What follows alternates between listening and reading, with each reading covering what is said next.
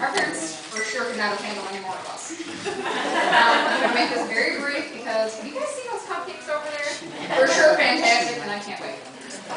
Sarah and Eric are by far the most beautiful bride and groom I've ever seen.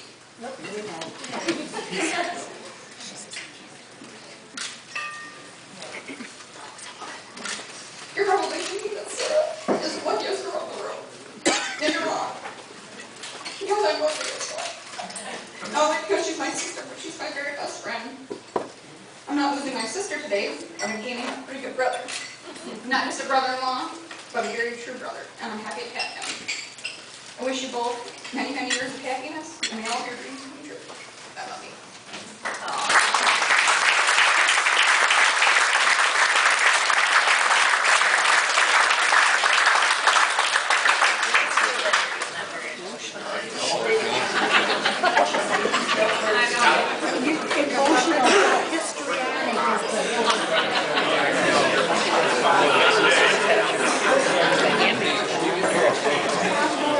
Hello everyone. My name is John Peslinzo and I'm Eric's co-best man. It is a privilege and honor to be here as Eric's co-best man.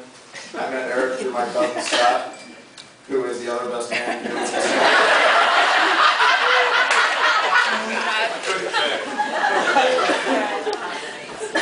Eric and I have known each other for approximately 25 years and been best friends for about 12 years of that now.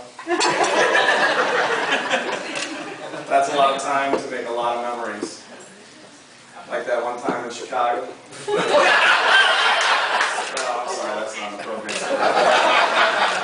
Or that other time in Indianapolis. Yeah, well, that sounds good too. Let's just say we had a lot of time to make a lot of good memories.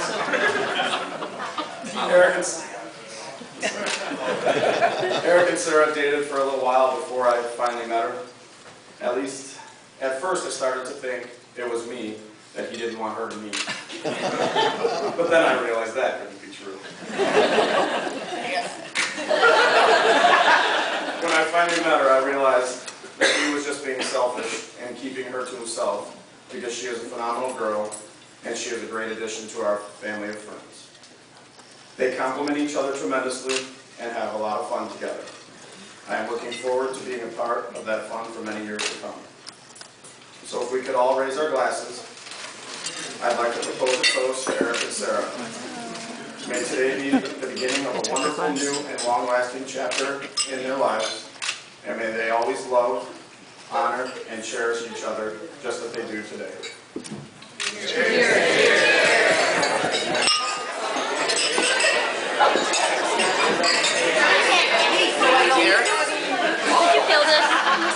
Not right now, I'm taping.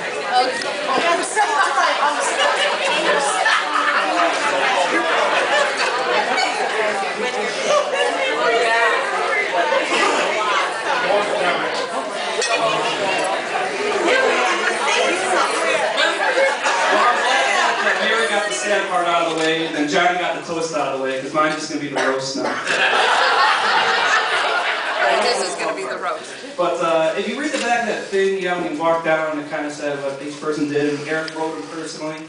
So, like it said on the back of the card, Eric and I have been friends since 3rd grade, and we lived behind each other. So always the way to our houses was cross the street, jump 2 fences, knock on the back of each other's windows, and we always used to go to each other's houses. But we went to Michigan State together, we had a great time. And a couple weeks ago, I called Eric to see how things were going, about the wedding. And he's like, it's going good, And I'm like, well, I just want to bounce a couple ideas off you for the best man speech. And he's like, okay. And I'm like, how about that? He goes, no. I'm like, all right, how about this? And he goes, my parents don't even know about that. We can't do it. I'm thinking, well, he doesn't live at home anymore, he can't get grounded.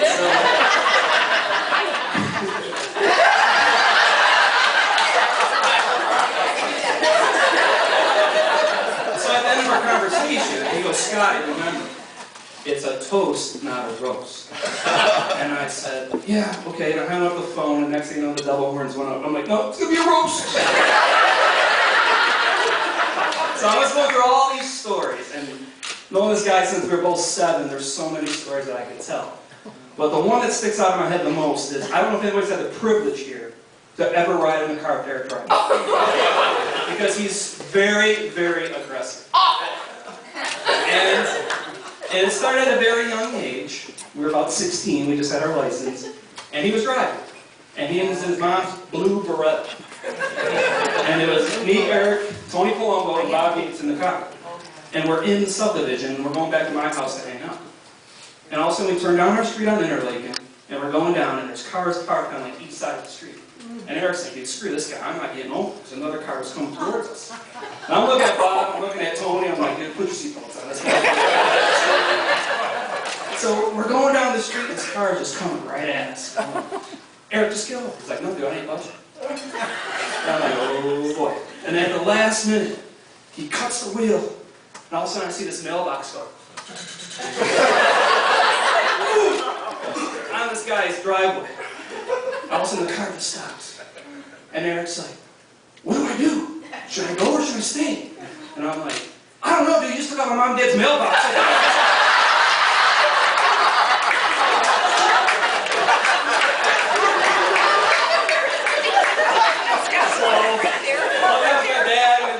We took out the mailbox. Oh my God. Like, don't tell my mom and dad about the car. All in all, I just want to thank Erik and Sarah. He's like my big brother, and it means a lot to me.